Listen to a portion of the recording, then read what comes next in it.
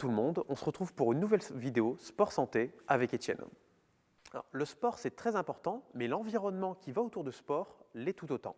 Déjà par rapport au sommeil, je vous recommande vivement d'attendre 2 heures entre la fin de votre séance et votre sommeil. C'est-à-dire que si vous faites du sport, une session qui se termine à 20 heures, il va falloir attendre 22 heures, voire même un peu plus pour aller se coucher.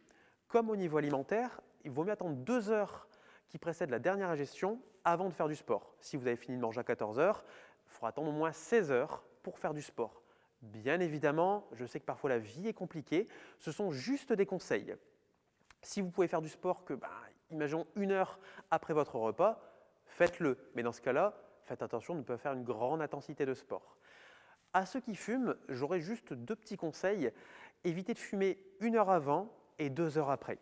D'accord, c'est au moins le minimum. Je ne vais pas vous dire d'arrêter, même si je vous le conseille, mais au moins limitez 1 heure avant, 2 heures après. 1 heure avant, pourquoi? Pour ne pas encrasser vos poumons. Et 2 heures après, pourquoi? Parce que vos poumons sont très ouverts et donc si vous fumez, ça fera d'autant plus de dégâts. Pour aujourd'hui, on va travailler sur des cycles d'exercices qui ont été montrés précédemment. Donc des pompes, mixées avec du gainage et enfin du travail d'abdos avec une grosse importance centrée sur l'isométrie. L'isométrie, je vous rappelle, c'est quand on maintient. Et enfin, tout à la fin, comme la dernière fois, on verra des exercices différents à travailler chez soi et qu'on explorera peut-être plus tard. Tout d'abord, un cycle pompe-gainage. Petit rappel sur les pompes. Toujours, bien sûr, vous pouvez être sur les genoux et vous descendez autant que vous le pouvez. Si vous pouvez, vous avez le droit d'être sur les pieds et de descendre bien plus bas. Pour le gainage, les coudes sous les épaules et sur les pieds ou sur les genoux. On prépare son chrono, on part à chaque fois pour 30 secondes. Si vous voulez, chez vous, selon votre niveau, vous pouvez partir sur 4 fois 45 secondes ou 4 fois 1 minute. Ça dépend de votre niveau. On va partir sur 4 fois 30 secondes. Allez, on se prépare pour les pompes. Allez, c'est parti, 30 secondes de pompe. On descend autant qu'on peut. D'accord? N'oubliez pas, même si c'est juste ce mouvement-là, ça me convient. Si c'est un effort pour vous, ça vous permettra d'évoluer. Et c'est le plus important pour moi. Bien sûr, on peut être sur les pieds et descendre. Essayez d'avoir une vitesse constante. C'est le principal pour moi. Encore une poignée. Et on part en gainage. Dernier. Top. Et on maintient. On fait attention, on rentre bien le nombril. Si c'est trop dur, n'oubliez pas, sur les genoux. On maintient bien.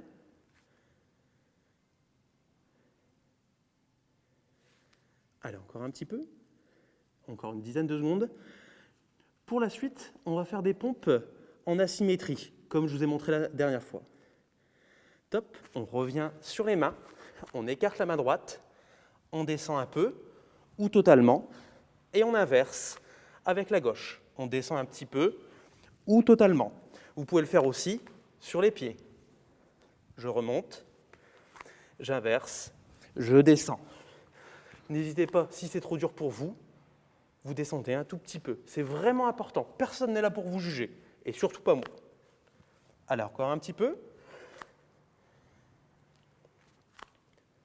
Et on part sur du gainage. Pour la dernière session de gainage, essayez de le faire vraiment sur les pieds. Et on tient. Allez, il reste 20 secondes. Qu'est-ce que c'est 20 secondes dans votre journée? Vous allez me dire, c'est 20 secondes qui font très mal, mais quand même, essayez. Allez, 10 secondes. On tient bien, on serre les abdos.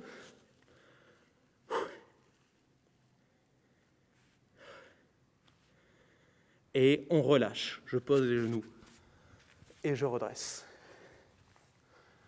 Bien joué!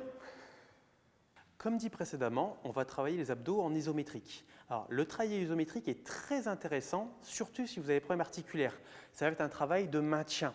Donc, le risque de traumatisme est bien moindre que sur un mouvement complet. Je recommande de ne pas toujours faire que de l'isométrique, mais je recommande d'en mettre un petit peu dans vos séances pour vous soulager. On va se mettre sur le dos. Alors, ça ne va pas être très impressionnant comme mouvement, mais vous allez voir que c'est très efficace. Donc, sur le dos, comme si on allait partir en vélo, on redresse les genoux, on prépare son chrono. À mon top, on va tendre la jambe droite. Et top, on tend le plus possible en rentrant le nombril. Alors, si vous n'êtes pas habitué, ce que vous pouvez faire, les mains au sol, près des hanches, ou si vous avez mal à la tête, les mains derrière la nuque, ou vraiment si c'est dur, vous ramenez un petit peu le genou. Jambes semi-fléchies et on maintient.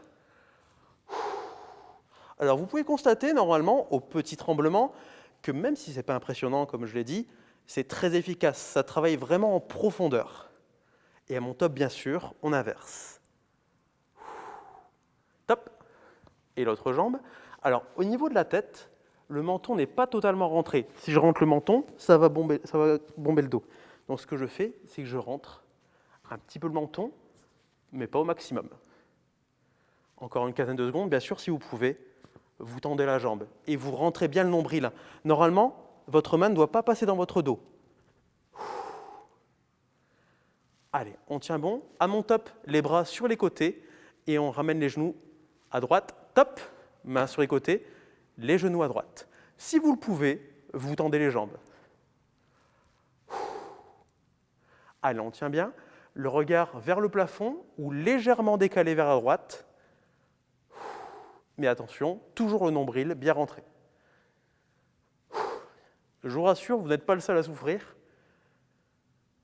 Encore une poignée. Et on bascule de l'autre côté. Comme tout à l'heure, soit juste les genoux, ou si vous pouvez, jambes tendues ou même semi-tendues. L'important, vous rentrez bien le nombril. Évitez aussi de poser la tête, sinon votre dos va être totalement cambré. Donc tête décollée. Et si c'est dur, une main derrière la tête pour soulager. Allez, encore une poignée de secondes, on tient bon. Et on ramène. Et on redresse. Vous avez pu le voir, c'est très efficace et ça travaille surtout en profondeur d'un exercice. Quand vous faites un exercice physique classique, vous travaillez les muscles superficiels, la partie supérieure. Avec le travail isométrique, on va chercher plus vers la profondeur. Donc certes, ça se voit moins, mais c'est tout aussi important. Pour la dernière partie, on va faire une ouverture vers des exercices cardio qu'on peut faire chez soi. On va travailler les jumping jacks et les burpees avec à chaque fois des variations pour faciliter ou non. Le burpees classique, c'est main au sol et je redresse. Et j'enchaîne le plus rapidement possible. Si vous ne pouvez pas sauter ou que c'est trop dur pour vous, voici quelques variantes. Première facilité, je ramène les mains au sol, je ramène vers le ciel. Je peux rajouter un petit saut et enchaîner. Ou alors, je pose les mains au sol, je ramène derrière, je ramène devant, je redresse et je peux rajouter un saut. Ça, c'est la variante que vous souhaitez. Donc sinon, le burpees classique, je pose les mains et j'enchaîne. Sachant que si vous voulez vous faire plaisir, vous pouvez même rajouter une pompe en bas. Deuxième exercice, le jumping jack, c'est comme au garde à vous, et j'écarte, et je claque les mains, et je ramène. D'accord ? J'enchaîne comme ceci. Alors bien sûr, ce n'est pas 10 mouvements. Faites-le sur la durée, une trentaine de secondes, voire une minute. Si jamais les sauts, c'est trop compliqué pour vous pour des raisons articulaires ou autres, ce que vous pouvez faire, c'est j'écarte, sans sauter. Et vous allez voir que même sans problème, au bout d'une petite minute, ça pique un peu. Voilà. Voilà ce que vous pouvez faire chez vous en termes d'activité cardio. C'est donc la fin de cette vidéo. Dernier petit conseil à la fin de votre séance pour le retour au calme. Je recommande vivement de sortir 5, 10 voire 15 minutes en extérieur. Vous marchez un petit peu, vous pouvez même coupler ça avec un petit peu d'étirement. Nous étions donc au sein de la boutique de l'Office de tourisme de Lens-Liévin. C'était Étienne, votre coach, et je vous dis à très bientôt.